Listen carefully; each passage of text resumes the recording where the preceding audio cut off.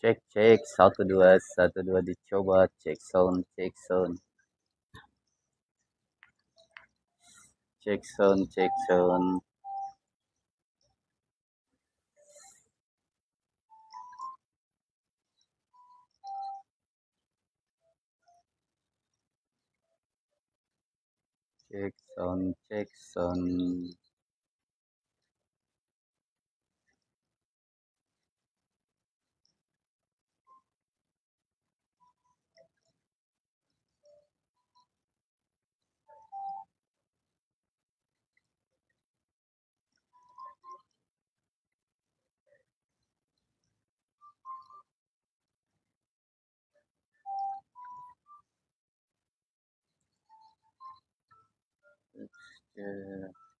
Oke, selamat bergabung Bu Ida. Luar biasa. Terima kasih sudah berkunjung di room ini sama-sama. Ya, terima kasih. Sambil kita tunggu yang lain ya Bu Ida. Kalau ada informasi, ada pengalaman, boleh ada pertanyaan kita diskusikan. Jadi malam hari ini kita akan bahas lanjutan dari materi-materi sebelumnya.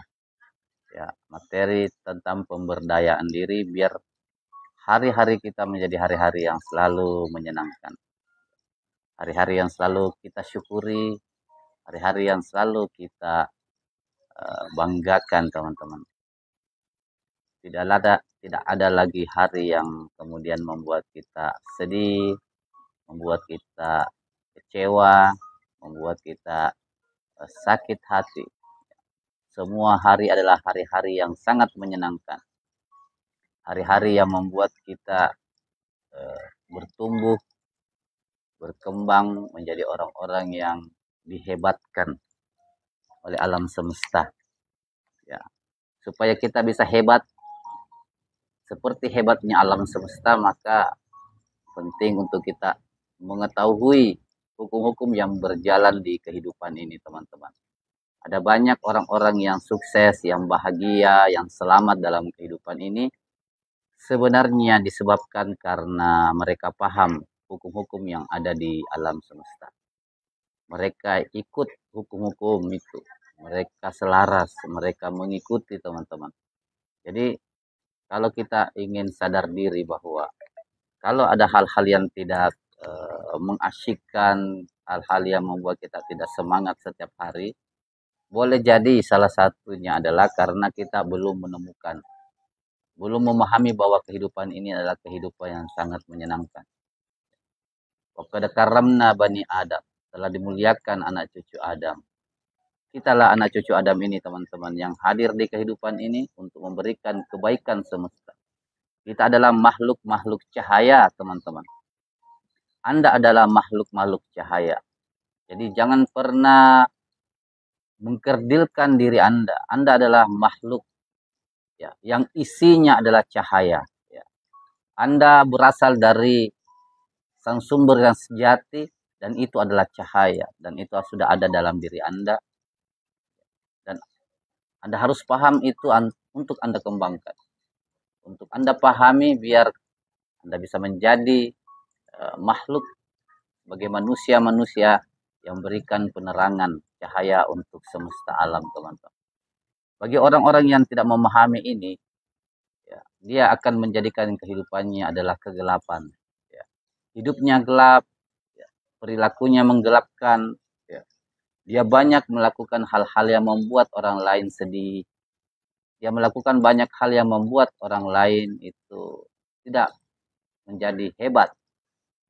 Padahal, ya, padahal kita semua adalah makhluk cahaya dan makhluk cahaya itu adalah makhluk yang memberikan kebaikan untuk semesta.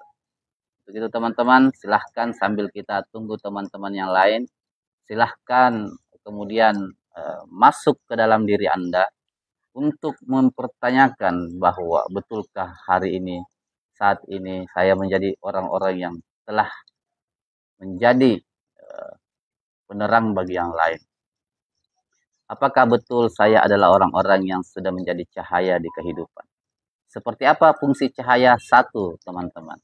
Cahaya itu adalah atau matahari itu, dia telah bersinar dengan sendirinya, teman-teman.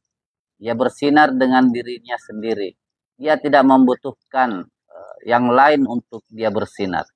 Matahari dia sudah punya sinar, ya. Dan dia tidak membutuhkan sinar benda atau makhluk yang lain untuk membuat matahari bersinar. Jadi dia bersinar dengan sendirinya. Jadi kalau kita menjadi manusia-manusia yang bercahaya, seharusnya sifat-sifat kita adalah sifat-sifat cahaya, teman-teman. Kita telah cukup dengan diri kita. Kita tidak boleh ada anggapan bahwa ketika orang lain tidak mendukung saya tidak akan bisa berkembang. Itu pemahaman yang salah, teman-teman. Anda adalah cahaya. Anda telah memiliki cahaya dan tidak membutuhkan cahaya yang lain. Anda sudah hebat, teman-teman. Anda tidak bisa Anda bisa menjadi hebat tanpa orang lain. Ya. Anda tidak membutuhkan orang lain untuk menjadi hebat. Karena Anda dengan Tuhan Anda, Allah yang ada di dalam diri Anda, itu adalah sesuatu yang sudah hebat, sudah besar, teman-teman. Allahu Akbar. Allah itu maha besar. Dia maha kuasa atas segalanya. Dia maha berkehendak. Dia maha menetapkan, dia maha berkeinginan, berkehendak, dan dia maha kaya, maha membuat kaya, maha bersyukur, maha sabar. Ya. Itulah cahaya yang ada dalam diri Anda. Itulah potensi Anda. Terima kasih sahabatku yang sudah bergabung di room ini. Ada Nafas Jiwa. Ya, ada Yahdi, Haji Yahdi. Waalaikumsalam warahmatullahi. Selamat bergabung. Ulul Inayah.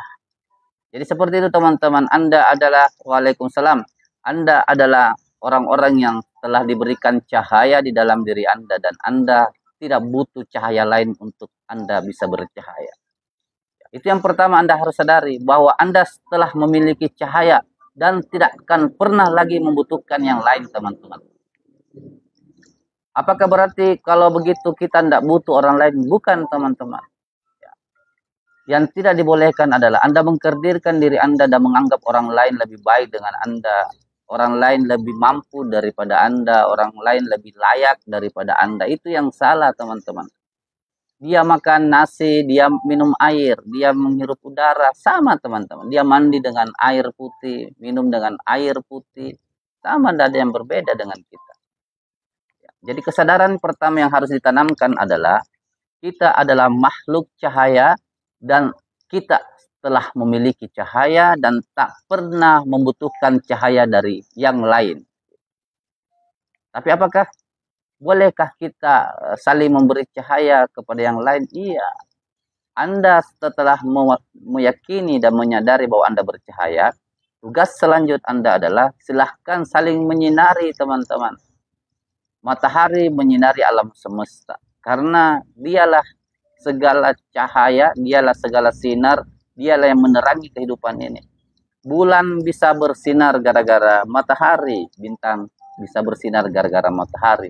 Kehidupan kita bisa kita nikmati, ada pagi, siang, ya. Itu karena ada matahari, teman-teman. Artinya apa? Anda harus sadar bahwa Anda telah bersinar. Ya. Yang kedua, silahkan tugas Anda adalah memberikan pengaruh sinar kepada orang lain. Berikan sinar Anda kepada kehidupan. Anda berbuat untuk kehidupan. Bantu kehidupan. Ya. Buat kehidupan ini jauh lebih indah dibanding sebelumnya, teman-teman. Kehadiran Anda yang punya cahaya seharusnya memberikan efek, memberikan cahaya kepada yang lain. Ya. Efek tanda bahwa Anda bercahaya adalah buktikan cahaya Anda. Buktikan bahwa Anda memiliki cahaya yang menerangi kegelapan. Anda hadir di tengah masyarakat, Anda hadir di tengah keluarga, Anda hadir di bisnis Anda hadir di kantor Anda, dan dimanapun Anda berada, Anda pastikan diri kita selalu bercahaya. Berikan cahayanya. Dalam bentuk apa? Ya. Simbolnya cahaya adalah terang, teman-teman. Simbol dari cahaya adalah terang. Artinya apa? Anda berikan terang di kehidupan Anda.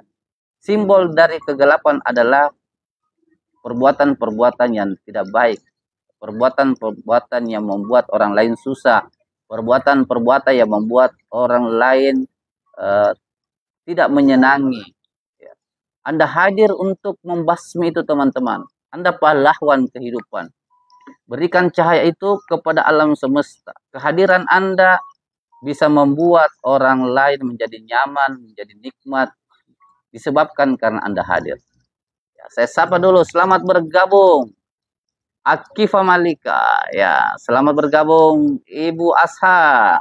Terima kasih sudah menyempatkan hadir di room untuk sama-sama sharing dan belajar. Jadi teman-teman, setelah Anda menyadari Anda punya cahaya, yang kedua, Anda harus menyadari bahwa Anda diminta untuk bersinar. Berikanlah cahaya Anda, berikanlah sinar Anda untuk kehidupan. Berikanlah sinar Anda untuk kehidupan, agar kehidupan ini jauh lebih baik lagi teman-teman. Ya. Itu sifat cahaya yang pertama. Yang kedua teman-teman, yang kedua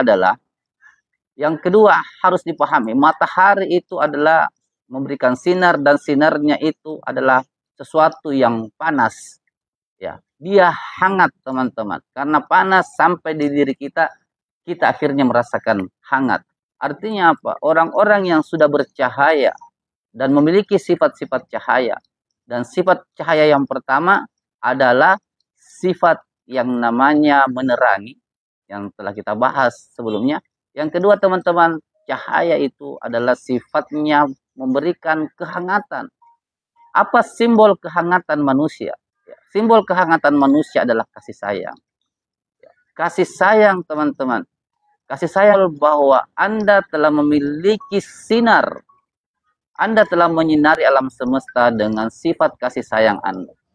Jadi pastikan kita menjaga diri kita untuk hadir menjadi orang-orang yang memberikan kasih sayang, memberikan kehangatan. Ya. Anda hadir, pastikan diri Anda hadir untuk memberikan kehangatan. Jadi teman-teman, itulah fungsi-fungsi pengenalan diri tentang cahaya.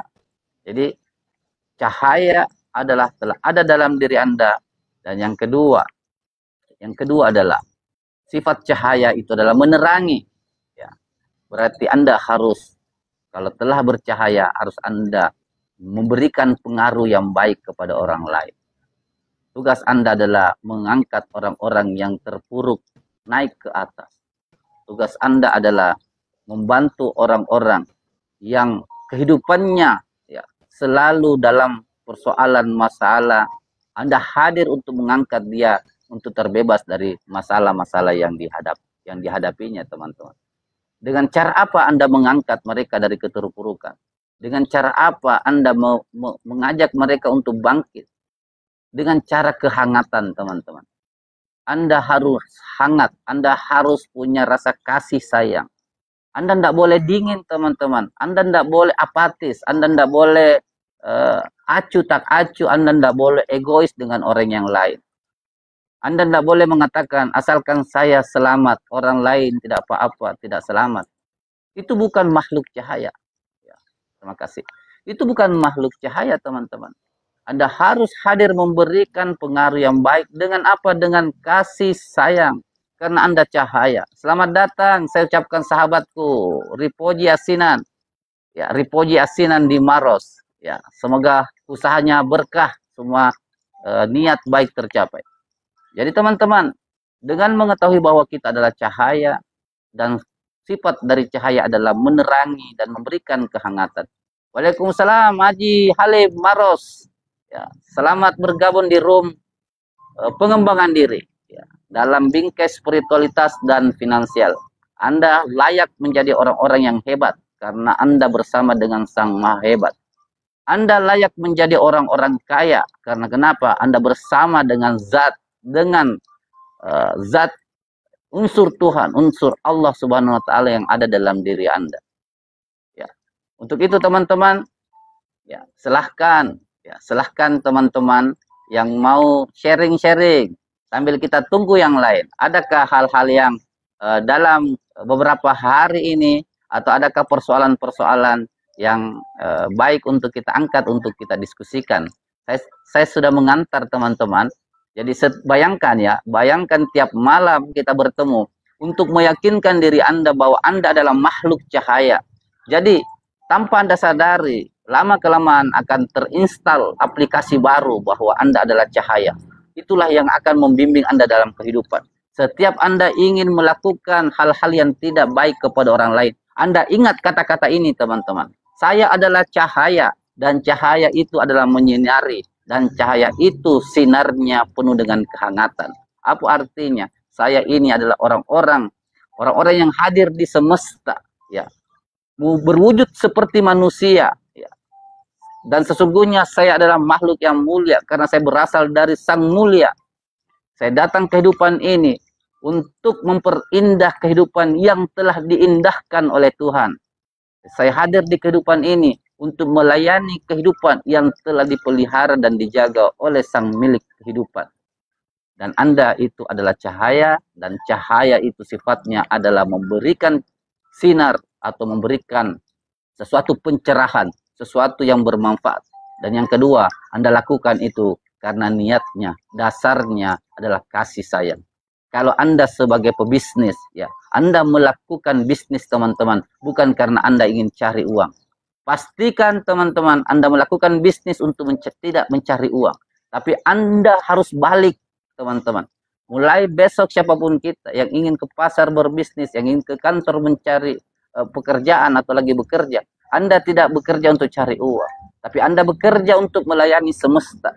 Anda membantu orang di pasar karena ada orang menginginkan misalnya beras.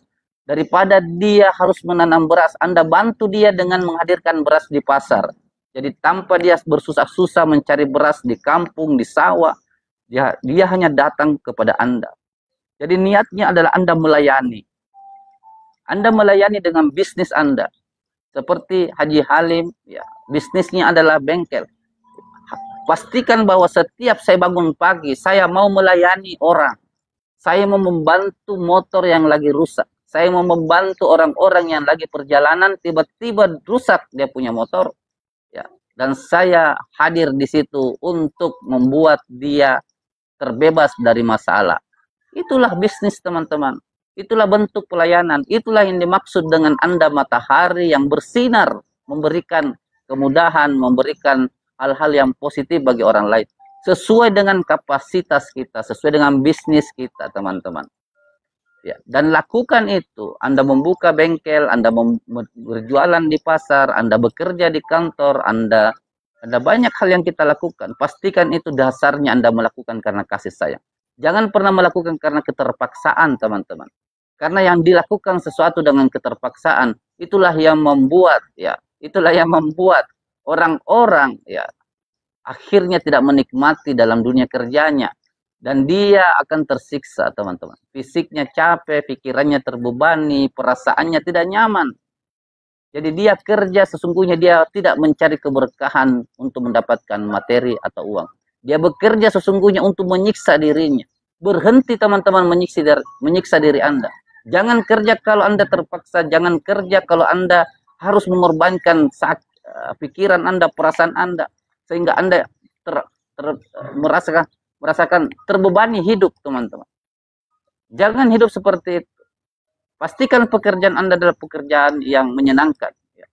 Ada pertanyaan dari teman kita, Haji Yahdi. Bagaimana dengan pensiunan? Ya, pensiunan adalah orang-orang yang sudah selesai masa bakti, dia berbakti di kehidupan. Atau orang-orang yang memutuskan untuk tidak berbakti lagi di dunia kerja. Tapi bukan berarti kita berhenti untuk bersinar, teman-teman. Anda memutuskan untuk tidak kerja ataupun tidak beraktivitas di kantor atau di pasar. Itu bukan persoalan. Persoalan adalah apa yang Anda berikan untuk semesta. Boleh jadi Anda tidak kerja tapi Anda punya kesibukan melayani orang lain, melayani orang yang Anda cintai, melayani banyak hal, ya. Yang itu bukan pekerjaan, tapi Anda dengan senang melayani itu. Apakah dengan melayani itu Anda punya potensi ataukah Anda punya potensi tidak memiliki penghasilan? Siapa yang mengatakan itu, teman-teman? Bisnis, uang tidak datang dari bisnis, teman-teman. Uang datang dari energi yang Anda lakukan. Ya, saya ulangi ya, karena ini telah kita bahas. Hilangkan persepsi mengatakan bahwa uang datang kalau Anda kerja. Bukan, teman-teman. Karena ada orang kerja dengan energi yang tidak baik. Ada orang bekerja dengan energi yang tidak nyaman. Ya. Uang apa yang dia dapatkan? Kalaupun dia dapatkan, uang yang didapatkan itu bukan sesuatu kenikmatan yang sempurna. Bukan sebuah kenikmatan yang hakiki, teman-teman. Jadi, uang datang itu ketika Anda mengeluarkan energi di semesta. Ada orang, teman-teman, dan nyata dalam kehidupan, dalam pantauan saya, ada orang tidak pernah bekerja, tapi dia sibuknya apa? Dia sibuknya melayani anak panti, kerjanya hanya melayani anak panti, teman-teman. Dia memastikan setiap pagi anak panti ini bisa sarapan. Ya, dia pastikan ketika habis makan tempat mandinya layak, dia memastikan tempat tidurnya layak, dia memastikan bagaimana proses belajar di panti ini menjadi lebih baik, berkembang. Hanya itu yang dilakukan, teman-teman. Dia tidak bekerja. Dia tidak bekerja kepada orang lain yang digaji. Dan dia tidak melakukan hal itu di pantinya untuk mendapatkan gaji, karena di panti itu rata-rata tidak punya biaya bulanan, teman. Tapi kenapa kemudian dia bisa mendapatkan materi atau uang? Karena sesungguhnya ya, uang dan materi itu adalah energi, dan dia akan datang kepada siapapun yang telah mengeluarkan energi. Jadi tugas kita adalah memastikan saja untuk kita memberikan ke alam semesta ini sebagai sebuah energi supaya kehidupan ini jalan lebih baik, bisa bermanfaat lebih baik. Pastikan aja itu, teman-teman. Ya, pastikan itu. Kalau Anda mau kerja, silakan kerja. Tapi pastikan Anda melakukan dengan kasih sayang. Kalaupun Anda tidak kerja karena Anda merasa tersiksa, itu tidak apa-apa, teman-teman.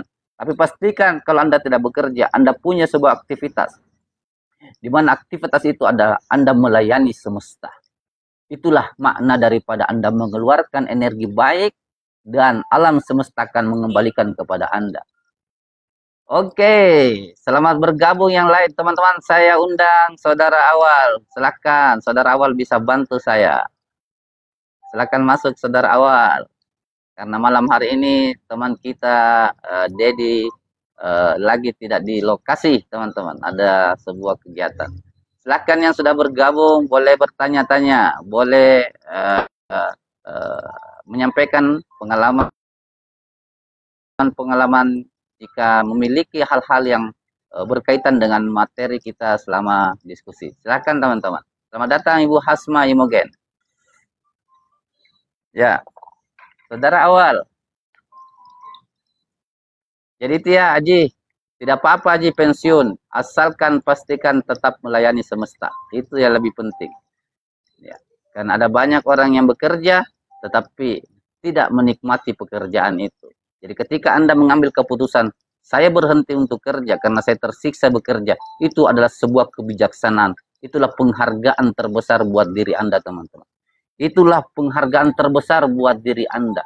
Karena yang memberi rezeki bukan pekerjaan, teman-teman. Yang memberi rezeki adalah usaha Anda melakukan transfer energi. Ya. Banyak teman-teman, saya banyak memiliki teman tidak kerja, tetapi kesibukannya tiap malam memikirkan orang lain. Terima kasih Bu Ida. Tiap malam memikirkan orang lain, bagaimana bisa sekolah ini bisa berjalan, bagaimana bisa pesantren ini bisa jalan, bagaimana bisa anak panti ini bisa makan. Ya. Tiap malam hanya memikirkan orang lain. Apakah semesta berhenti bekerja buat dia, teman-teman? Tidak. Ya. Tidak. Semesta adil, teman-teman.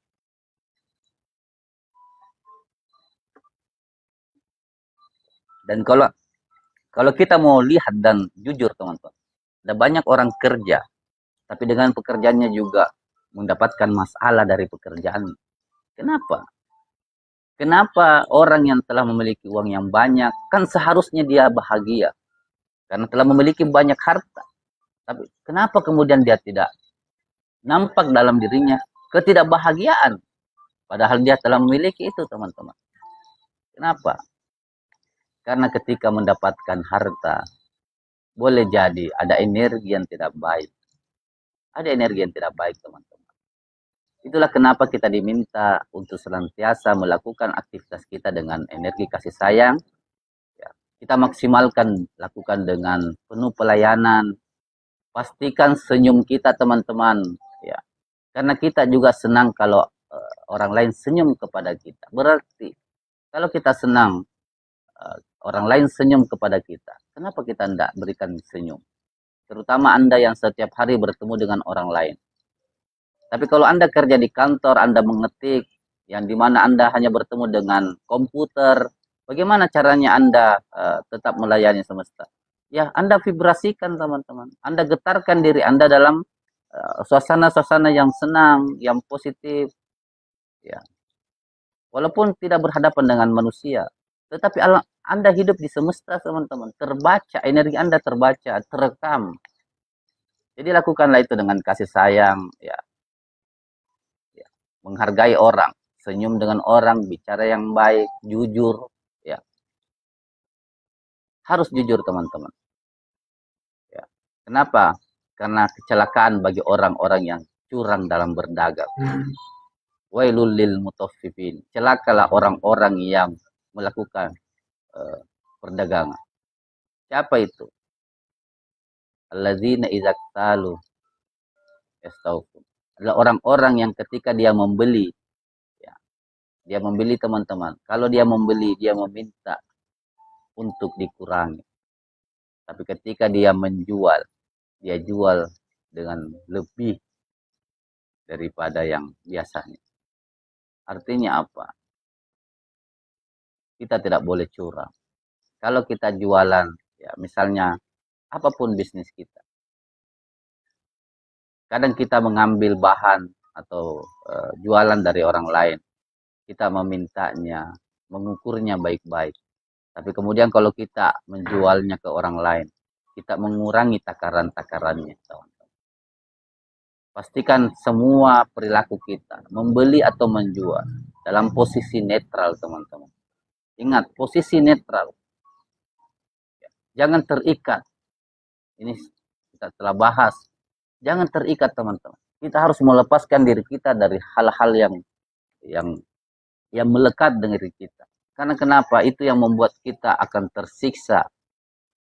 Itu yang membuat kita tersiksa ketika kita melekat kepada segala sesuatu, teman-teman. Pastikan diri kita menjadi orang-orang yang tidak melekat.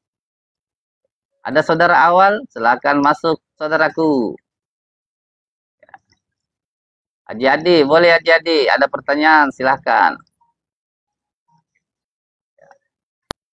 Silakan teman-teman. Yang ada pertanyaan, silakan diketik ya. Silakan diketik Bu Ida, Ibu Asa. Silakan diketik kalau ada pertanyaan. Kita bahas.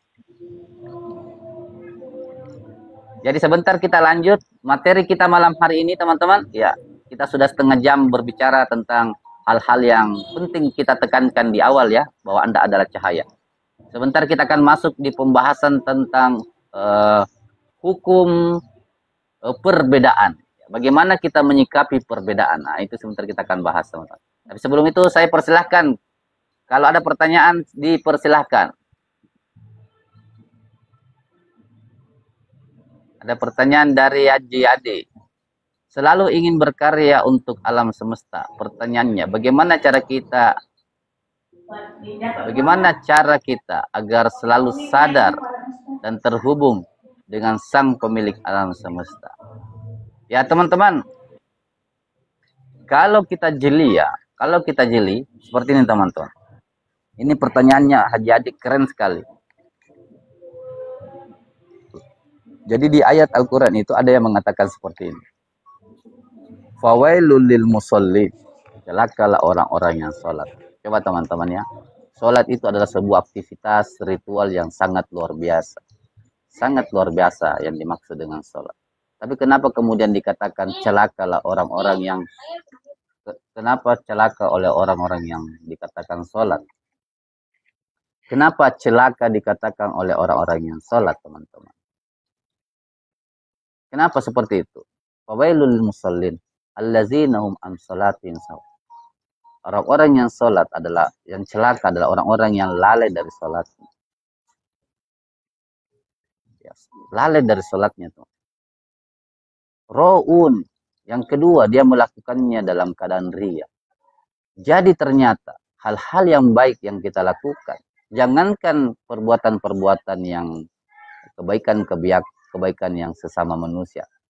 Hal-hal yang kita lakukan yang berhubungan dengan Tuhan, terkoneksi dengan Tuhan atau Allah, mampu dikatakan sebagai pekerjaan atau ibadah yang sia-sia. Ketika landasannya adalah Anda melakukan itu dengan lalai. Apa artinya lalai? Anda tidak terkoneksi, teman-teman. Kelihatannya Anda berdiri, Anda ruku, Anda sujud, tapi tidak ada rasa di situ. Tidak ada koneksinya. Jadi ketika Anda melakukan sholat dan Anda tidak merasakan koneksi ini, maka itu tanda bahwasannya kita celaka. Kenapa celaka? Karena melakukan perbuatan mulia, tetapi tidak ada rasa di dalamnya. Silakan, saya mau mengajak kepada kita semua. Anda bertemu dengan pasangan Anda, berdiskusi, bercerita dengan pasangan Anda. Tetapi tidak ada koneksinya, teman-teman. Anda sibuk dengan diri Anda, dengan mungkin handphone Anda, istri Anda, atau pasangan Anda, atau teman dekat Anda juga sibuk dengan dirinya sendiri.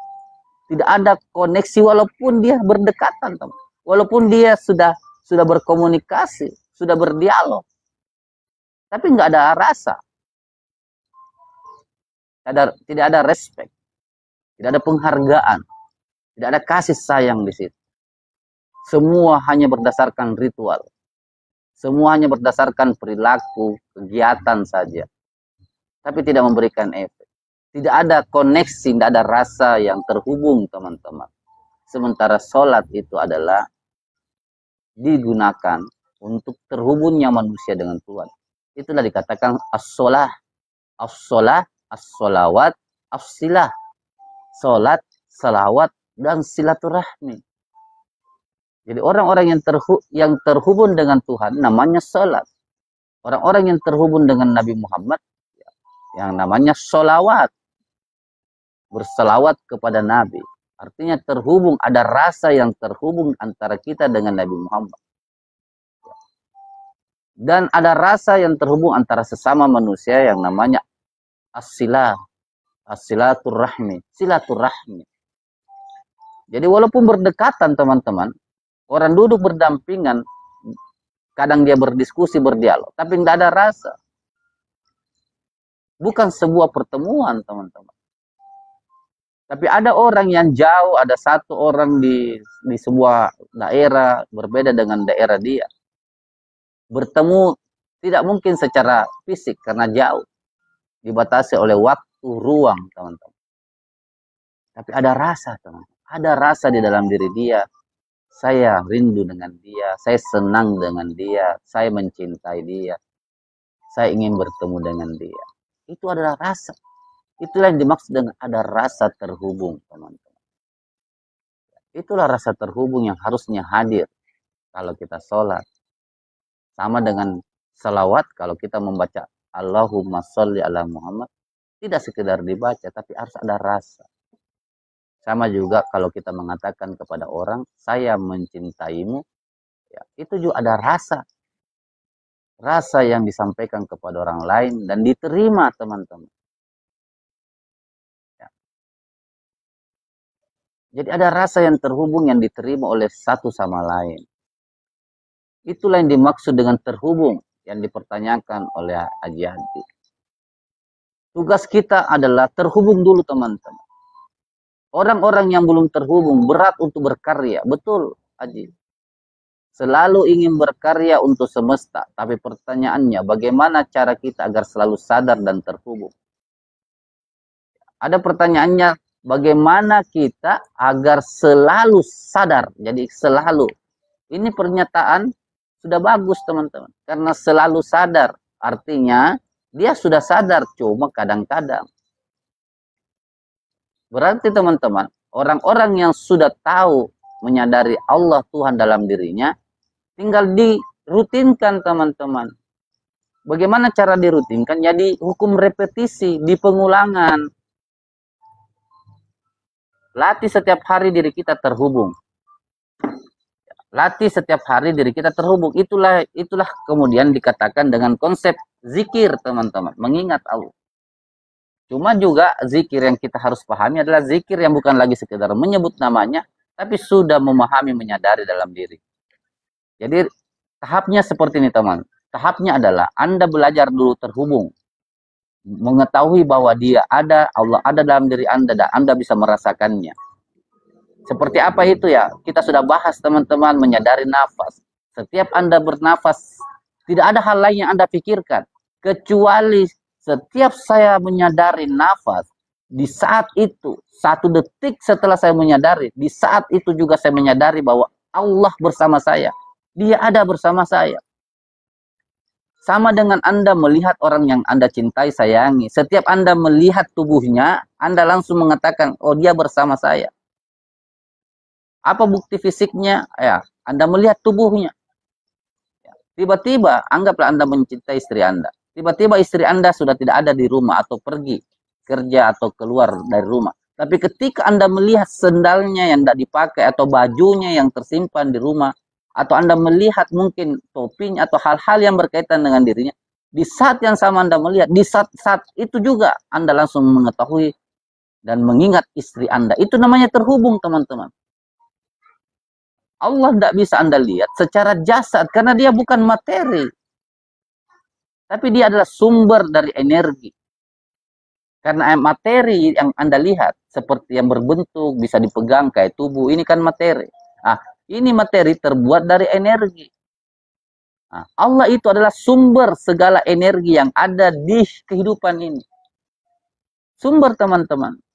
Jadi fisik kita, ini namanya fisik yang bisa terlihat. Tapi kalau diamati lebih dalam di ilmu fisika, seluruh yang berbentuk jasad atau berbentuk benda fisik, ya, dia tercipta dari energi, teman-teman.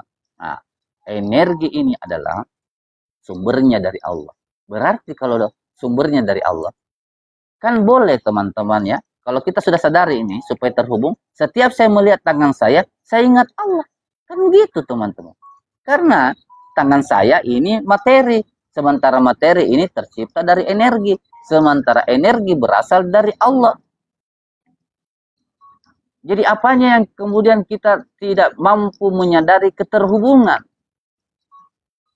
Setiap Anda melihat benda, seharusnya Anda sadar Anda melihat dia.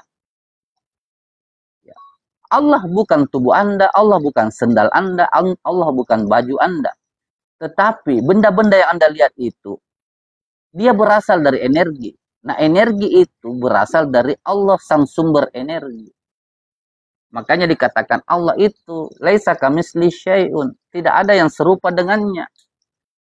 Karena dialah segala al-musawwir yang menggambarkan, yang menciptakan, teman-teman. Nah, jadi tugas pertama kita adalah terhubung dulu, teman-teman.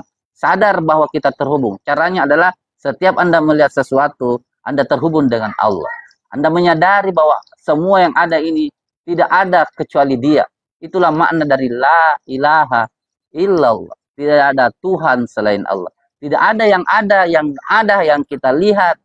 Tidak ada yang kita saksikan. Tidak ada yang ada semua di depan kita. Ya, kecuali dia. Apa maksudnya kecuali dia? Berarti kita mau mengatakan Allah itu benda? Tidak. Pendukungnya, teman-teman. Bahan dasarnya. Dia berasal dari Allah. Maka setiap Anda melihat itu, Anda sadar. Itu tugas pertama kita. Harus memahami keterhubungan itu dulu, teman.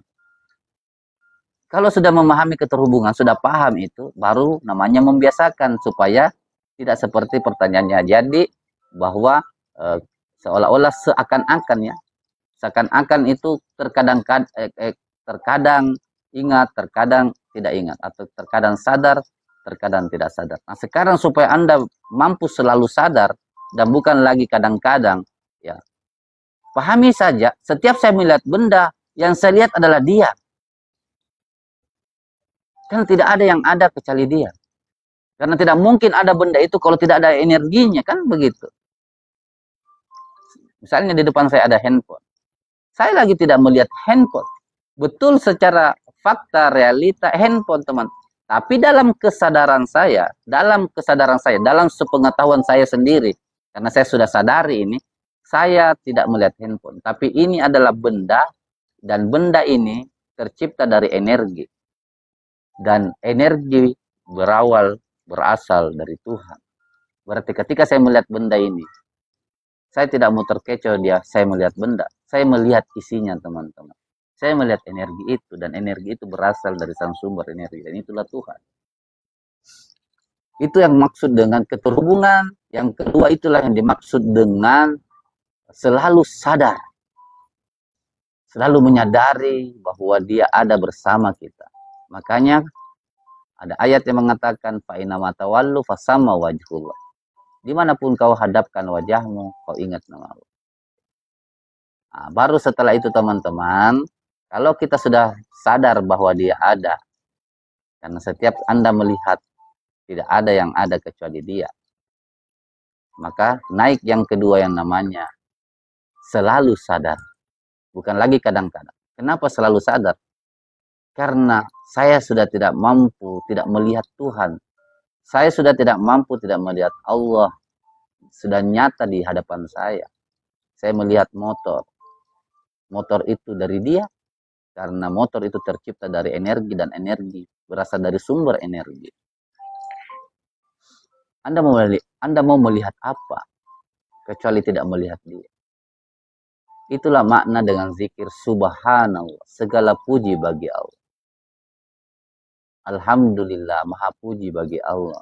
Allahu Akbar, Allah maha besar. La ilaha illallah, tidak ada Tuhan selain dia. Tidak ada yang ada kecuali dia. Dia cuma berubah, perwujudan, bertajalli teman-teman. Bermanifestasi, berubah. Karena energi tidak pernah hancur, tidak pernah diciptakan lagi. Dia hanya berubah bentuk. Itulah kesadaran sejati yang harus dihadirkan, dilatih. Latih setiap hari Anda melihat Allah di semua kehidupan, hanya dia yang ada.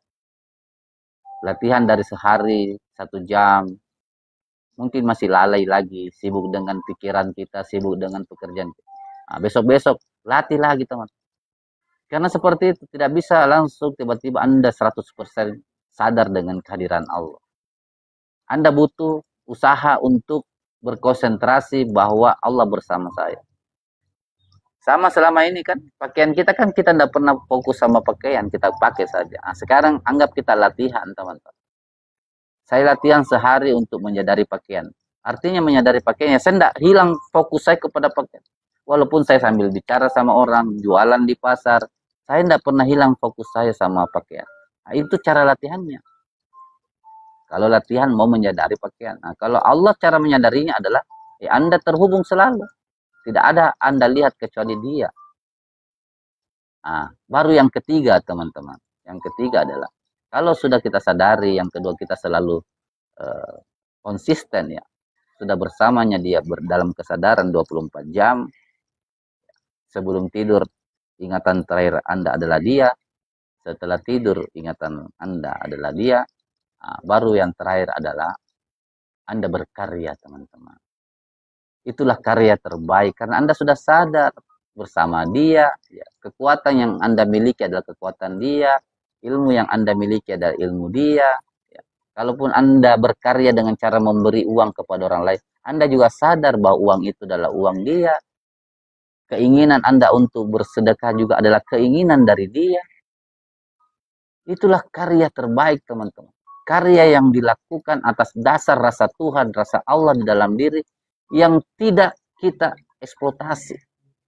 Tidak kita anggap itu sebagai perbuatan kita.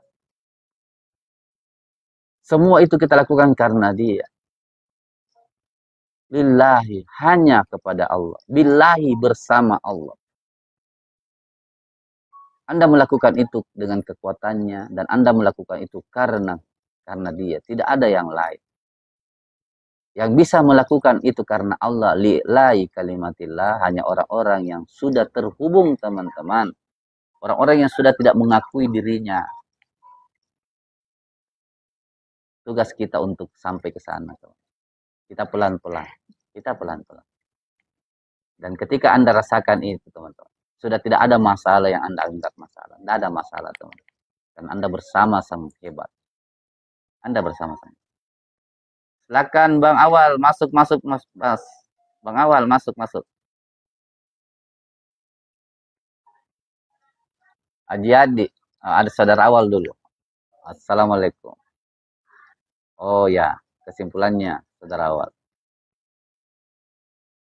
As-sholah terhubung, bukan as-sholah.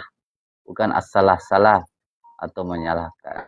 Ya, betul. As-sholah yang sering kita dengungkan itu. Hayya alas sholah. Mari terhubung, teman-teman. Cuma kan dia bahasa Arab. Jadi tidak ada getarannya, teman-teman. Kalau orang bilang salah itu, kita langsung berpikir, oh kegiatannya di masjid, 5 waktu.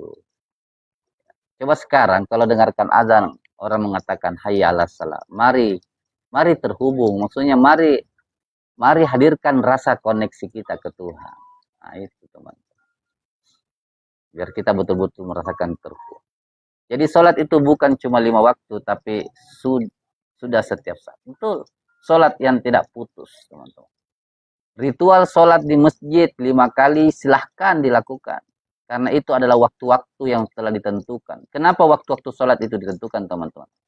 Karena salah satu fungsinya adalah di waktu-waktu itu ada sesuatu yang kinerja darah dalam diri manusia itu penting untuk direhatkan, teman-teman.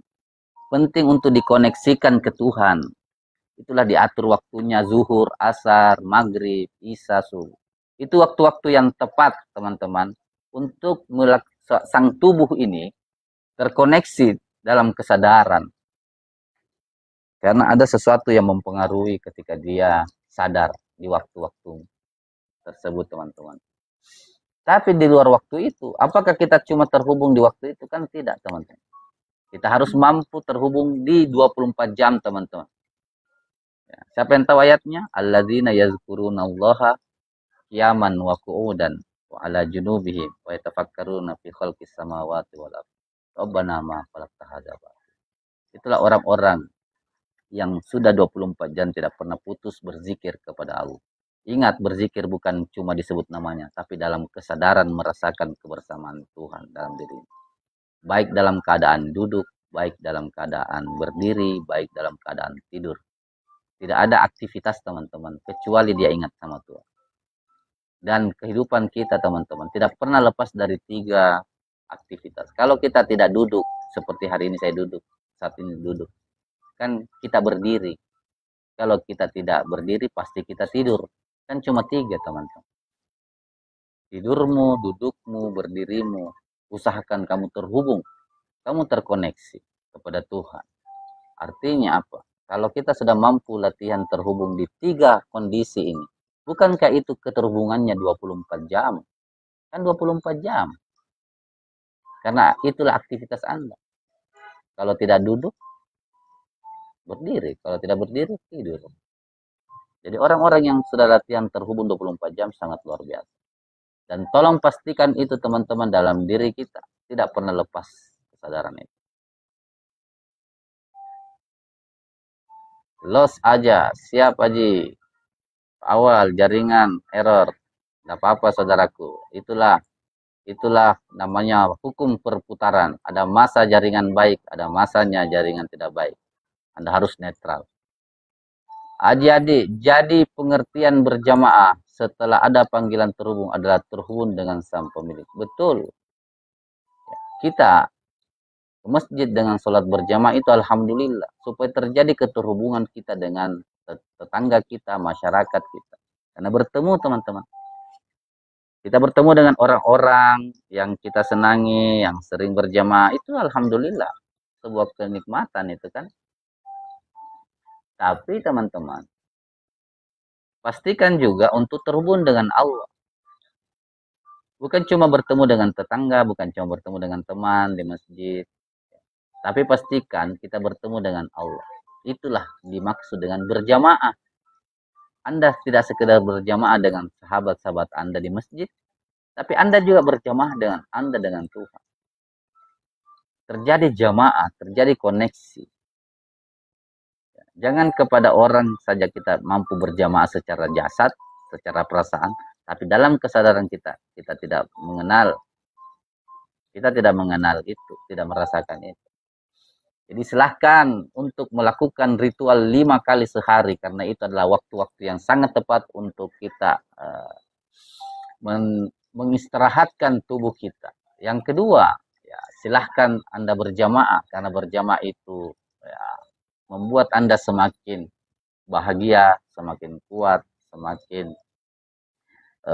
nikmat bersama dengan Tuhan yang ada di dalam diri kita masing-masing. Seperti itu teman-teman ya. Silakan kalau ada yang mau ditanyakan, silakan ditanyakan, silakan ditulis, nanti saya akan bacakan. Lama bergabung, Bang Rizal Mantufani. Jadi teman-teman, saya masuk dulu ya, karena ini sudah sejam kita bicara. Ya, sudah 51 menit, 52. Ya. Sekarang kita akan masuk penjelasan tentang hukum perbedaan teman-teman. Jadi silakan kita fokus dulu. Ya, kita fokus dulu untuk mendengarkan penjelasan tentang hukum perbedaan. Ini salah satu hukum yang ada di alam semesta. Ya, ini juga berlaku kepada siapapun. Makasih Haji. Ini juga berlaku kepada siapapun teman-teman. Anda suka tidak suka, Anda rela atau tidak rela, ya, Anda akan diperhadapkan hukum perbedaan. Jadi kita akan memahami apa itu hukum perbedaan. Kalau kita sudah paham apa itu hukum perbedaan, ayo kita menerapkan dalam hidup supaya kita menjadi orang-orang yang selamat dan bahagia.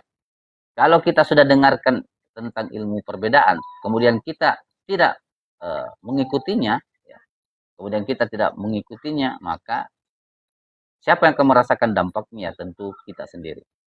Jadi yang pertama teman-teman, yang dimaksud dengan hukum perbedaan adalah, ya, hukum perbedaan itu mengajarkan tentang bahwa manusia diciptakan dengan berbagai perbedaan, teman-teman. Ya. Sebelum terlalu jauh, perbedaan pertama manusia ketika lahir ke muka bumi adalah ada laki-laki, ada perempuan. Itu perbedaan pertama. Kan tidak asik kalau dunia ini laki-laki semua. Dan tidak asik kalau perempuan semua. Supaya kehidupan ini sempurna, ya harus ada yang menjadi laki-laki dan harus ada yang menjadi perempuan. Ya. Jadi orang-orang yang membenci laki-laki, mudah-mudahan dengan materi ini kita menjadi sadar bahwa kita tidak boleh melakukan itu. Orang-orang yang trauma dengan laki-laki, jangan trauma sama laki-laki teman-teman. Itu cuma oknum. Dan Anda tidak bisa menghilangkan itu di kehidupan. Akan ada orang-orang seperti itu yang membuat Anda sakit hati sama laki-laki. Anda yang harus mendukung diri Anda sendiri, mensupport diri Anda sendiri. Sama juga dengan laki-laki, tidak menyukai perempuan. Karena sebuah kejadian misalnya. Jangan benci perempuan, teman-teman. Karena dimanapun namanya laki-laki, supaya dia sempurna, harus ada perempuan hidup bersamanya. Jadi perbedaan pertama mengajarkan kita bahwa sesungguhnya laki-laki dan perempuan itu ada di kehidupan. Yang kemudian yang kedua teman-teman, perbedaan selanjutnya kita diberi nama. Jadi setelah ada nama, tambahlah perbedaan itu dalam penilaian kita. Seolah-olah kalau nama kita itu penting, nama orang lain tidak penting. Nama saya bagus, nama orang lain tidak baik. Jangan terkecoh dengan itu semua teman-teman. Itu penting, ada yang nama-nama itu penting. Kenapa nama itu penting? Supaya dimudahkan kita saling mengenal, saling memanggil. Tapi perlu dipahami bahwa nama itu penting. Jadi jangan membeda-bedakan nama. Tetap kita saling menghargai. Berikan penghargaan tertinggi kepada orang-orang yang mungkin kedengaran namanya itu lucu. Ya. Jangan menganggap kalau nama ini lebih mulia daripada nama yang lain. Kemuliaan tidak terletak pada nama. Kemuliaan tidak terletak sama laki-laki atau perempuan. Bukan di situ letaknya kemuliaan dari Tuhan, teman. Bukan juga perbedaan suku, ras, agama, sama semua ini, teman-teman. Kita berbeda nama, kita berbeda wajah, kita berbeda suku, berbeda agama, berbeda bangsa. Bayangkan teman-teman, ada banyak perbedaan. Apakah kita mau tolak semua itu? Kalau kita menolaknya, kan itu membuat kita tidak nikmat hidup ini. Maka penting untuk menerima dan memahami itu. Berarti teman-teman, tugas kita adalah memahami itu.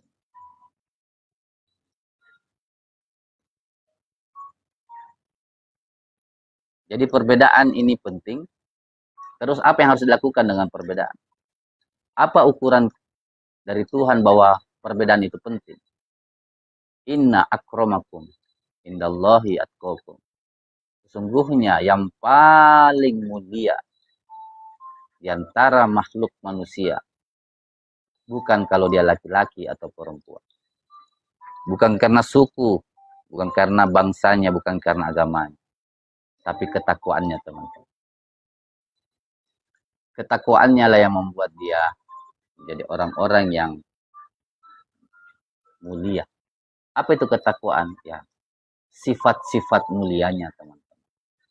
Sifat-sifat menghargainya, memuliakan orang lain, menghargai orang lain, menerima perbedaan. Itu yang menyampaikan Tuhan. Inna akramakum indallahi atqakum. Dibantu lagi dengan hadis dari Rasulullah. Ya. Innallaha, sesungguhnya Allah, la yanzuru ila aswarikum. Allah tidak melihat muka-mukamu. Wala ila ajsamikum, juga kepada bentuk-bentuk rupamu. Walaki yanzuru ila qulubikum, tapi Allah itu melihat kepada hatimu, wa a'malikum, dan amal-amalmu. Itulah ketakwaan, teman-teman. Jadi, hukum perbedaan mengajarkan kepada kita untuk bisa menerima segala sesuatu yang ada di kehidupan, teman. Jangan pernah membenci hal-hal yang kelihatan berbeda dengan keinginan dan harapan. Anda harus menerimanya itu sebagai sebuah kesempurnaan hidup. Dia adalah kesempurnaan hidup. Jangan membatasi karena dia laki-laki, karena dia sukunya bukan sama suku saya, agamanya bukan agama seperti saya, bangsanya bukan bangsa seperti saya. Itu kalau kita seperti itu, teman-teman, berarti kita belum dalam kesadaran menyatu. Sementara Allah yang kita sembah mengatakan alhamdulillahirabbil alamin. Segala puji bagi Tuhan, Tuhan semesta alam. Berarti energi Allah itu adalah energi rahmatan lil alam, energi seluruh alam, teman-teman. Tidak ada lagi membedakan laki-laki, nama, ya, wajah, warna kulit, agama, keyakinan, tidak ada, teman-teman. Tapi siapa yang paling sempurna sifatnya seperti sifat Tuhan, itulah yang Allah muliakan. Itulah yang Allah muliakan. Jadi itulah hukum alam semesta yang dimaksud dengan hukum perbedaan. Saya tertarik membaca ayatnya dalam surah Hujurat, teman-teman. Dikatakan seperti ini. Ya ayuhan nas, wahai manusia. Sesungguhnya kami menciptakan kamu dari seorang laki-laki dan seorang perempuan, dan menjadikan kamu berbangsa-bangsa dan bersuku-suku, supaya kamu saling mengenal, teman-teman. Jadi seolah-olah Allah sampaikan ada perbedaan di situ, ada perbedaan nama, perbedaan suku, perbedaan bangsa. Tapi tugasnya perbedaan itu, teman-teman, untuk dikenali, untuk dimaklumi, untuk dihargai. Itulah muncul yang namanya sifat toleransi, saling menghargai, menghormati, empati, simpatik sama dia. Siapapun, teman-teman. Siapa yang menyuruh itu? Ya Tuhan kita, Allah. Supaya kamu saling mengenal. Apa tanda-tanda mengenal, teman-teman? Orang yang saling kenal itu tidak ada konflik. Yang konflik itu, teman-teman, adalah orang yang tidak saling kenal. Berarti kalau kita masih marah dengan orang, marah dengan suku A, marah dengan agama A, marah dengan bangsa A, Berarti kita belum kenal, teman-teman. Kita belum kenal. Kesadaran kita belum menyatu alam semesta. Berarti kita belum kenal. Karena masih kita belum menerima itu.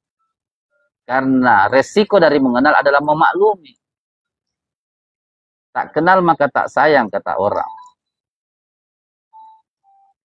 Jadi sayang itu akan hadir kalau Anda kenal.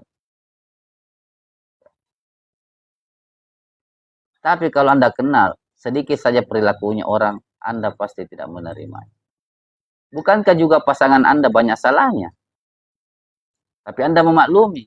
Kenapa? Karena Anda sayang, Anda kenal dia. Lantas kenapa kalau orang lain salah, Anda tidak maklumi? Berarti Anda belum kenal dia. Jadi penting teman-teman di ayat ini disampaikan. Sengaja saya ciptakan berbeda-beda supaya kamu saling kenal. Sekaligus saya mau melihat seperti apa kamu memperlakukan orang lain. Betulkah kamu telah memahami diri saya?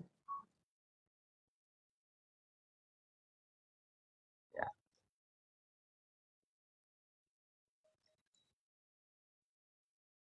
Lanjutan ayatnya mengatakan teman-teman. Sesungguhnya orang yang paling mulia di sisi kamu atau di sisi Allah adalah orang yang paling bertakwa. Makanya Rasulullah ya, melalui ayat ini, orang-orang yang mengenal itu, orang-orang yang mengenal itu teman-teman adalah orang-orang yang sudah dalam posisi ketakwaan sempurna. Dan sesungguhnya Allah Maha mengetahui lagi Maha mengenal. Teman-teman, saya mau tanya teman-teman. Terima kasih Bu Ida. Saya mau tanya teman-teman. Di akhir ayat ini dikatakan seperti ini teman. Sesungguhnya Allah Maha mengetahui dan Maha mengenal teman-teman. Coba cermati ini teman-teman. Sesungguhnya Allah itu maha mengetahui dan maha mengenal. Ada dua kata yang digunakan. Mengetahui dan mengenal. Selama ini kata ini teman-teman. Tidak bisa kita rasakan apa maksudnya. Kenapa? Karena selalu kita mengatakan mengenal dan mengetahui itu di luar. Yang kita mau kenali itu sesuatu di luar diri kita. Yang mau kita ketahui itulah sesuatu di luar diri kita. Allah yang jauh, seolah-olah dia jauh sehingga kita tidak mampu. Apa maksudnya Allah itu mengetahui? Kita juga tidak sadar bahwa apa yang dimaksud dengan Allah itu maha mengenal. Karena kita menganggap Allah itu jauh. Sekarang saya mau mendekatkan pernyataan Allah ini. Rasa Allah di dalam diri Anda. Saya mau kasih rasa dalam diri Anda, teman. Saya mau tanya Anda. Kan Anda yang tahu kalau suami Anda atau pasangan Anda atau sahabat Anda atau keluarga Anda dia punya salah kan? Dia punya kekurangan, dia punya kelebihan, ada kekurangan, ada kelebihan. Kan Anda tahu, Anda sadar itu. Anda ketahui itu dan Anda mengenal itu kan Anda. Kenapa Anda mampu mengenal dan mengetahui? Karena kan bagian dalam diri Anda yang hebat itu kan dia. Karena sumbernya dari dia. Berarti ayat ini sesungguhnya Allah Maha mengetahui lagi Maha mengenal. Bukankah Anda juga sudah tahu dan mengenal itu teman-teman? Kan Anda tahu dan Anda kenal orang-orang yang salah di sekitar Anda. Terus kemudian kita tidak menerima itu, menolak itu. Kenapa Anda tolak dia? Kenapa Anda marah kepada dia? Sementara Anda tahu orangnya memang seperti itu. Anda kenal memang orangnya seperti itu. Kenapa Anda tidak memaklumi? Sementara rasa mengenal, rasa memahami, mengenal yang ada dalam diri Allah, ada dalam diri kita. Makanya kita memaklumi, kita menghargai itu teman-teman. Jadi berhenti untuk tidak meyakini atau berhenti untuk tidak mampu merasakan apa maksud daripada ayat ini karena kita selalu meletakkan Allah jauh dari diri kita. Padahal Allah wa nahnu aqrabu min hablil warid. Allah lebih dekat dari urat nadi. Kan Allah dalam hati kita ada singgasananya, ada kolbu kita. Itulah rumahnya. Kan di rumah inilah Allah bersemayam menyampaikan hal-hal baik sama kita. Maafkan dia. Kan di sini rasa itu, teman. Betul dia sakiti saya, tapi karena saya tahu orangnya memang seperti itu. Saya kenal itu orang. Begitu memang sifat dia. Maka kita maklumi dia. Kenapa Anda memaklumi dia? Karena Anda mengetahui dan mengenal seperti itu. Berarti ketika Anda memaklumi, mengenal itu, teman-teman, karena menggunakan rasa kasih sayang Anda, berarti Anda menggunakan energi kasih sayang Tuhan, kan? Berarti kalau Anda menggunakan rasa kasih sayang Tuhan, berarti Anda itu siapa? Karena Anda semua orang mampu seperti ini, Anda sadar seperti ini, teman. Karena terkecoh untuk menilai di luar. Terkecoh untuk menilai di luar dirinya. Ya. Jadi mari sekarang, teman-teman, kita mengetahui dan mengenal orang lain, supaya kalau kita mengenal dan mengetahui orang lain, ada pemakluman di situ. Kita menghargai perbedaan-perbedaan yang ada. Kita menghargai perbedaan pendapat. Ya tidak apa-apa. Ya. Ada contoh dalam hal rezeki, teman-teman. Coba. Di kehidupan ini, Allah menentukan rezeki setiap orang dengan berbeda. Berbagai perbedaan. Ada yang diberi kelapangan rezeki, ada yang diberi dengan kecukupan. Perbedaan ini mengajarkan kita untuk selalu bersyukur dan berusaha. Coba teman-teman. Di wilayah rezeki juga sama.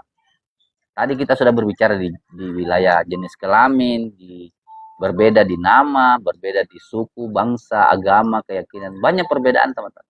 Nah, sekarang ini adalah perbedaan yang nyata di depan kita. Seperti halnya kalau ada orang yang kaya, yang tidak kaya. Bagaimana Anda memandang orang yang miskin kalau Anda kaya?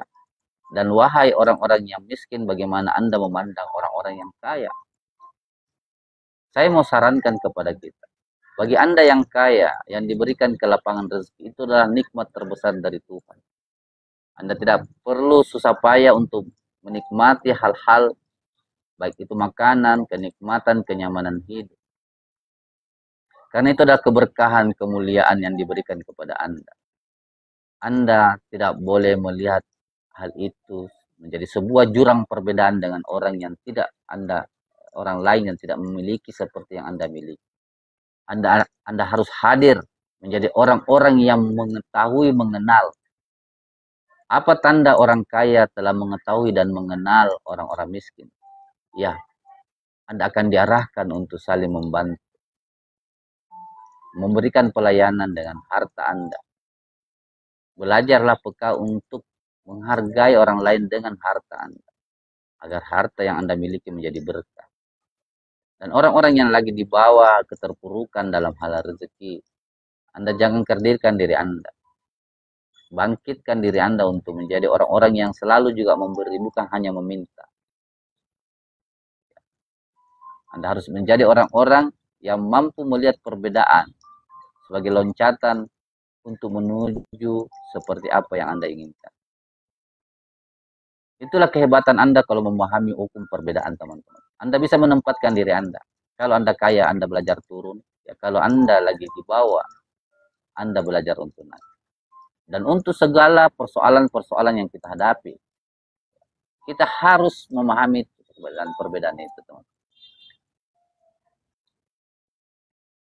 Nah, itulah kenapa dalam Islam ada yang diatur dengan zakat, infak, sedekah. Itu untuk kemudian memaklumi, teman-teman, supaya terjadi saling kenal mengenal. Hukum Islam yang namanya zakat, infak, sedekah itu dihadirkan untuk saling menghargai, membantu sesama yang lain. Ya, membantu sesama yang lain, teman. Dalam surah Az-Zariyat kemudian Allah juga mengatakan, sesungguhnya Allah dialah sang pemberi rezeki yang mempunyai kekuatan lagi maha kokoh. Dan Allah melebihkan sebagian kamu atas sebagian yang lain dalam hal rezeki. Tapi orang-orang yang dilebihkan rezekinya itu tidak mau memberikan rezeki kepada mereka kepada hamba sahaya yang mereka miliki, supaya mereka sama merasakan rezeki itu.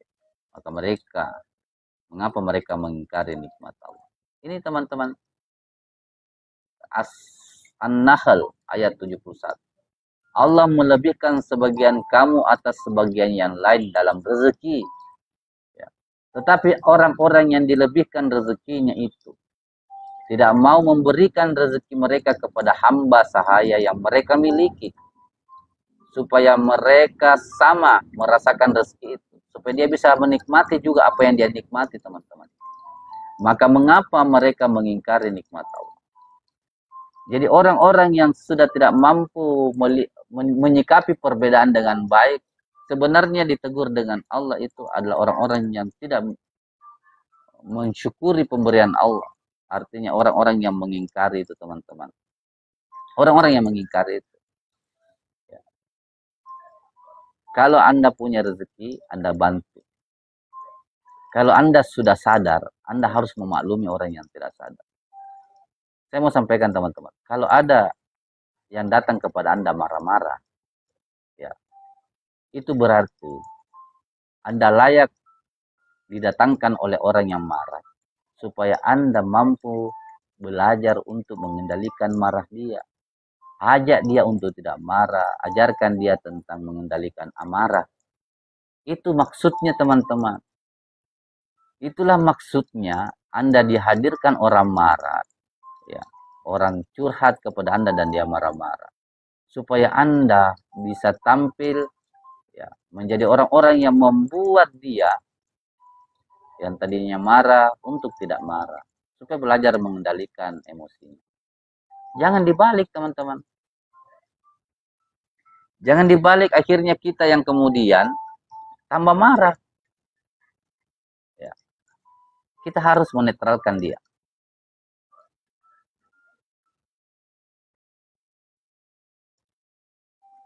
Kita harus membuat dia menyadari bahwa itu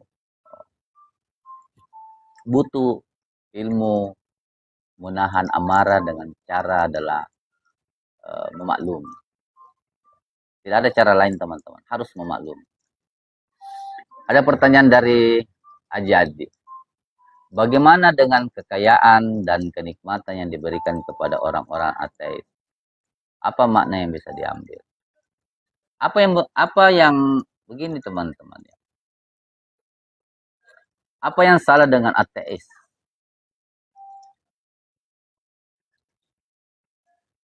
Karena hukum alam semesta saya sudah sampaikan. Hukum alam semesta bekerja berdasarkan energi. Orang ateis tidak mengakui Tuhan, yang kita maksud tidak mengakui Tuhan. Tapi sifat-sifatnya sifat-sifat Tuhan, teman. Hartanya dihabiskan untuk bantu orang, buat lembaga-lembaga sosial, buat lembaga-lembaga kesehatan, buat lembaga-lembaga pendidikan, teman. Supaya kehidupan ini berjalan, yang di bawah tertolong. Ada gempa, dia habis-habisan bantu. Dia menciptakan alat-alat misalnya, yang dimana alat-alat itu memudahkan manusia. Lihat energi yang dikeluarkan oleh semesta, teman-teman. Maka semesta memberikan dia kenikmatan. Karena dia menanam. Persoalan nanti bahwa dia diterima oleh Allah, itu urusan Allah, teman-teman. Itu bukan urusan kita. Ini adalah hukum semesta, adalah hukum yang berlaku, hukum yang diberikan kepada siapapun yang melakukan tanpa diskriminasi. Biar kita orang yang meyakini Islam, meyakini Allah, tapi sifat kita, ya, karakter kita, akhlak kita, pribadi kita tidak menampakkan orang-orang yang tercerahkan, orang-orang yang bercahaya, kan dipertanyakan lebih 2 kali, teman-teman. Ibaratnya dipertanyakan itu bahwa kenapa bisa orang yang tidak meyakini saya tapi dia mengamalkan apa yang saya perintahkan. Terus Anda meyakini bahwa Anda yang paling mengenal saya, tapi kenapa Anda tidak mengikuti perintah saya? Ya. Jadi agama bukan jaminan, ya Ustadz, tapi perilaku dan wujud kasih Tuhan yang utama. Ya kan tauhid, teman-teman. Awaluddin ma'rifatullah. Awalnya agama adalah mengenal Tuhan. Dan puncak dari agama kalau kita sadari, teman-teman, Nabi Muhammad diutus Wa ma buistu illa liyutammima makarimal akhlak. Wahai Muhammad, saya utus kamu, target akhirmu adalah liyutammima makarimal akhlak, untuk menyempurnakan akhlak. Tanda bahwa kamu sukses, wahai Muhammad, dalam mengajar membimbing umat manusia ketika kamu dan umatmu sudah memiliki akhlak yang baik. Itu teman-teman. Karena agama itu dihadirkan untuk manusia mampu cepat berakhlak, teman-teman. Jadi agama itu, baik sholat, baik puasa, haji, zakat, itu ritual itu ujungnya adalah pembentukan akhlak. Jadi aneh kalau kita rutin melakukan rukun Islam itu, tapi tidak akhlaknya tidak baik-baik, teman-teman. Tidak ada efeknya. Ya. Rukun Islam, syahadat adalah untuk terjadinya koneksi. Masuk lagi hukum rukun Islam yang kedua, sholat. Juga koneksi kepada Tuhan. Supaya selalu kesadarannya bersama dengan Tuhan. Masuk lagi zakat atau puasa. Puasa juga sama. Mengendalikan dirinya supaya dia peka kepada orang lain dengan cara memberi. Dengan cara memberi, dia mampu tidak makan siang karena kita diarahkan, diminta untuk tidak makan pagi sampai maghrib. Artinya ada tabungan makanan bisa kita berikan ketika buka puasa. Itu esensinya, teman-teman. Mampu peka kepada orang lain. Haji juga sama. Itu betul-betul pengenalan tentang Tuhan karena menuju Baitullah, berkenalan dengan Tuhan. Jadi Islam, rukun iman, rukun Islam, rukun ihsan. Puncaknya adalah ketika manusia sudah mampu sadar, manusia sudah mampu memiliki akhlak-akhlak yang baik. Sifatnya sudah sifat yang baik. Sifatnya sudah sifat-sifat ilahi. Sudah senang dengan membantu orang lain, melayani orang lain, penuh dengan kasih sayang, penuh dengan kehangatan, teman-teman. Itulah persoalan nanti siapa yang paling Tuhan terima amalnya, itu wilayah Tuhan, teman-teman. Itu wilayah Tuhan. Saya hanya ingin memastikan bahwa kalau kita ingin melihat diri kita selaras dengan alam semesta, maka lihatlah kehidupan kita. Kalau kehidupan kita bahagia dan berkelimpahan, sesungguhnya kita selaras dengan alam semesta. Tapi kalau kemudian kita mengatakan kita dekat dengan Tuhan, tapi kemudian kehidupan kita tidak membahagiakan, kehidupan kita melarat, sesungguhnya ada yang salah, teman-teman. Ada yang salah. Ya, betul Haji. Karena adanya perbedaan agama cenderung membuat perbedaan pendapat. Makanya pembahasan ini pembahasan perbedaan Haji. Jangan masuk di perbedaan fisik, jangan lihat perbedaan nama, karena kita akan larut di situ. Hanya orang-orang bijaksana yang menerima itu. Makanya dikatakan tadi, ayatnya mengatakan, lita'arufu, untuk kamu saling mengenal. Karena kalau sudah saling mengenal, sudah tidak ada konflik, teman-teman. Tidak ada perbedaan laki-laki. Tidak ada istilah laki-laki makan duluan. Memangnya perempuan itu tidak lapar. Ya. Sama juga dahulukan perempuan. Ya. Memangnya juga laki-laki tidak lapar. Berhenti untuk membeda-bedakan. Berhenti, teman-teman. Karena puncak spiritual tidak mengajarkan itu. Yang ada adalah memaklumi, memahami. Biarkanlah orang lain yang memandang berbeda. Anda nggak usah. Kalau Anda mau bahagia. Anda tidak usah memandang perbedaan. Cukup orang lain melakukan itu, teman-teman. Anda tidak usah terpancing dengan perbedaan yang Anda lihat. Anda fokus sama diri Anda sendiri. Jangan fokus sama agama orang lain. Jangan fokus dia melakukan seperti apa ritual agama lain. Apa untungnya dari mengurus itu, teman-teman? Fokus saja dengan diri kita. Kalau agama lain ya, dengan keyakinannya, dia mampu mengeluarkan uangnya misalnya 10%. Kalau kita meyakini agama kita, kenapa kita tidak lakukan lebih di atas daripada keyakinan dia? Kenapa harus 2,5%? Kenapa tidak 30%? Daripada kita sibuk untuk terpancing atau berkomentar terhadap perilaku atau ke metode-metode keyakinan agama lain atau suku atau bangsa lain, jauh lebih penting kita fokus terhadap diri kita, pengembangan diri kita. Seperti apa diri saya melihat perbedaan, seperti apa saya kalau punya uang, seperti apa saya kalau ada orang marah kepada saya, seperti apa saya kalau ada yang memfitnah saya. Itu yang harus dimiliki, teman-teman. Kemampuan untuk bisa merasakan damai dengan diri.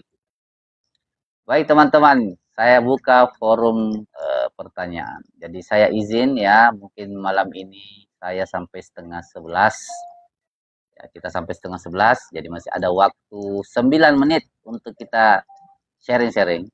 Karena saya ada keluarga tiba dari daerah, saya harus melayani juga keluarga teman-teman ya. Jadi kalau ada mau ditanyakan, ya mau didiskusikan, silahkan teman-teman. Saya buka forumnya. Jadi hukum perbedaan mengajarkan kita menerima teman-teman.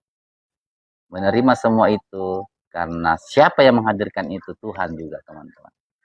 Tuhan saja mau menghadirkan itu, kenapa kita yang sibuk? Tuhan saja memaklumi itu, kenapa kita tidak menerima? Tuhan saja sengaja menghadirkan itu sebagai sebuah pelajaran dan dinamika hidup. Tapi kenapa kemudian kita tidak belajar untuk menerimanya? Belajar untuk mencari hikmah. Ya. Sibuk dengan hal-hal yang bisa kita lakukan. Sebagai ukuran bahwa akhlak kita sudah baik. Tidak lagi sibuk dengan mengukur akhlak orang lain. Sibuklah makan makanan Anda di atas meja. Jangan pernah sibuk mengurus makanan orang yang ada di luar, ya, di meja mereka. Kenapa Rasul berperang? Bukankah kalau beda pendapat lebih baik diselesaikan bukan dengan perang? Ya. Perang sesungguhnya kata Rasul adalah perang hawa nafsu, teman-teman. Perangi hawa nafsu kita untuk tidak mampu melihat perbedaan. Kalau perang itu gampang.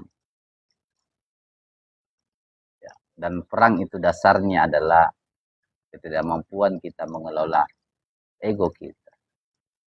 Nafsu ego kita adalah sumber dari segala perpecahan. Rasulullah sebenarnya sudah menyinggung itu.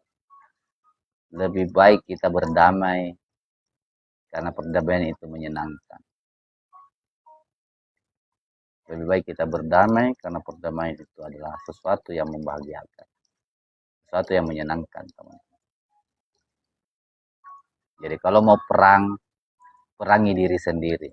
Seperti apa memerangi diri sendiri? Kalau Anda melihat perbedaan di depan Anda tidak sama dengan apa yang Anda lakukan, itu kan tidak nyaman, teman-teman. Nah, Anda harus berperang di situ. Cara perangnya adalah Anda perangi diri Anda, bukan orang lain. Perangi diri Anda yang tidak mampu melihat perbedaan, yang masih sibuk menilai. Perangi diri itu, teman-teman. Kenapa kita lakukan itu? Biar kita bahagia. Karena tidak ada efeknya yang baik, positif, ketika kita bertentangan dengan orang lain, konflik dengan orang lain. Seperti itu teman-teman ya. Itu yang saya bisa sampaikan kepada teman-teman semua. Kalau ada baiknya, silahkan dipraktekkan. Kalau ada yang tidak sama dengan apa yang teman-teman pahami, juga itu sebuah ada hikmah di balik itu untuk menjadi sebuah pelajaran. Biarkan semesta mengajari kita. Saya hanya menyampaikan apa yang saya sudah lewati. Saya hanya menyampaikan apa yang saya bisa pahami. Tapi kalau tidak sama dengan teman-teman, bukan berarti saya salah, bukan berarti teman-teman salah. Ya, itu biarkan semesta mengajari kita. Makna apa yang didapat dari adanya perang-perang? Rasulullah SAW perang Badar dan lain-lain. Itu tentang bertahan terhadap kehormatan diri. Tapi kalau Anda bisa menyelesaikan dengan baik, tanpa ada perpecahan, tanpa ada konflik, kan lebih baik. Kalau ada yang ingin menghancurkan Anda dan tidak ada cara lain untuk kita ajak dia berbaikan, berdiskusi, Anda harus pertahankan diri Anda, teman-teman. Jangan diinjak-injak. Tapi kalau Anda mampu menyelesaikan dengan baik, berkomunikasi dengan baik, kenapa kita harus berperang, teman-teman? Tidak ada efek baiknya dari perang. Yang ada adalah konflik. Kita mengeluarkan energi yang tidak baik ke semesta. Itu bukan cinta kasih. Itu bukan tingkah kasih. Jadi silahkan menyelesaikan dengan baik. Kalau sudah tidak ada jalan dan Anda terancam, teman-teman, ya Anda diminta juga untuk bertahan, mempertahankan diri Anda. Supaya Anda tidak boleh diinjak-injak, Anda tidak boleh disepelekan, Anda tidak boleh dikerdilkan oleh orang lain. Anda punya hak untuk bertahan. Tapi kata kuncinya, kalau Anda bisa menyelesaikan dengan diplomasi yang baik, baik buat dia, baik buat Anda, baik buat dia, baik buat Anda, maka itu jauh lebih penting, teman-teman. Jauh lebih bahagia, ya. Mungkin itu, teman-teman. Saya izin, saya harus melayani keluarga yang datang. Saya berdoa buat kita semua atas apapun yang kita hadapi hari ini, saat ini. Mudah-mudahan semua sahabat-sahabatku dikuatkan, mampu memandang perbedaan sebagai sebuah hikmah pembelajaran, karena yang itu semua juga adalah berasal dari dia. Ada maksud itu terjadi. Kalau mampu menyelesaikan perbedaan itu dengan damai, selesaikan dengan damai. Kalau ada konflik, perbedaan antara dua manusia, dan Anda mampu selesaikan dengan baik, itu pasti jauh lebih baik. Tanpa harus keluar dana, tanpa harus keluar mengorbankan fisik, tanpa harus mengorbankan jiwa dan raga. Itu saya kira jauh lebih baik, teman-teman. Tapi kalau pada puncak perbedaan Anda kemudian sudah memaklumi dan Anda tetap dipaksa untuk karena orang itu selalu mengkerdilkan Anda, ya, silahkan Anda berpikir, Anda mau melawan atau Anda tetap bersabar. Itu di pilihan Anda, teman-teman. Tapi saya mau pastikan bahwa apapun energi Anda keluarkan, energi itu tetap kembali sama diri kita. Karena tidak ada yang keluar dari energi. Energi kasih sayang akan kembali kasih sayang. Energi kemarahan akan kembali dalam bentuk kemarahan. Satu-satunya yang mampu menghancurkan kemarahan adalah kasih sayang. Tidak ada yang mampu menghancurkan kejahatan kecuali pengampunan. Itulah kenapa Allah dikatakan Maha Pengampun. Karena tidak ada yang mampu mengampuni dosa manusia kalau bukan Tuhan yang punya sifat Maha Pengampun. Tidak ada, teman. Kalau Tuhan menggunakan kekerasan, ya, kasihan manusia yang masih punya salah, hilaf, kelemahan. Tapi karena Allah mengetahui manusia banyak salahnya, diberikan kesempatan yang tak pernah putus, sampai manusia betul-betul sadar dengan kesadaran yang terbaik. Mungkin itu yang saya bisa sampaikan. Saya ucapkan banyak terima kasih kepada sahabat-sahabat yang sudah bergabung, yang sudah setia dengan room ini. Ya, mudah-mudahan kita dikuatkan, dimampukan, dan segala urusan diselesaikan dengan baik, segala harapan dicapai dengan baik. Yang lagi sakit, terima kasih Haji. Yang lagi sakit dimudahkan sembuhnya, yang lagi kewalahan dengan persoalan keluarga disegerakan untuk diselesaikan. Untuk segala rezeki yang masih mandek, ya, dialirkan oleh alam semesta. Supaya itu bisa terwujud, syaratnya cuma satu, teman-teman. Selalu teman-teman fokus dalam kebaikan. Fokus sama kebaikan. Bertahan saja dengan kebaikan. Tinggal tunggu waktunya, teman-teman. Sabar dalam kebaikan. Bersabar dalam kebaikan terus setiap hari. Pastikan Anda bangun pagi, Anda berniat, saya harus sabar. Saya harus selalu sabar dan bersyukur. Saya harus selalu positif, pikiran saya, perasaan saya. Lisan saya, perbuatan saya harus positif. Biarkan semesta yang bekerja, yang nanti terbalaskan, dan Anda akan bercerita di forum ini. Ada banyak hal keajaiban-keajaiban yang Anda rasakan. Anda sampaikanlah di sini. Fokus dalam kebaikan dan fokus dalam berbuat baik. Mudah-mudahan teman-teman, ya, mudah-mudahan ini bisa menjadi pelajaran buat kita. Sampai ketemu besok. Sampai ketemu besok. Mudah-mudahan kita bisa dimampukan ketemu lagi. Kalau ada salah datang dari saya. Kalau ada benarnya karena petunjuk dari Allah Subhanahu wa taala. Mudah-mudahan kita bertemu. Mari kita baca-baca slogan kita. Salam sehat, salam kaya raya, salam bahagia. Sampai ketemu esok hari. Assalamualaikum warahmatullahi wabarakatuh.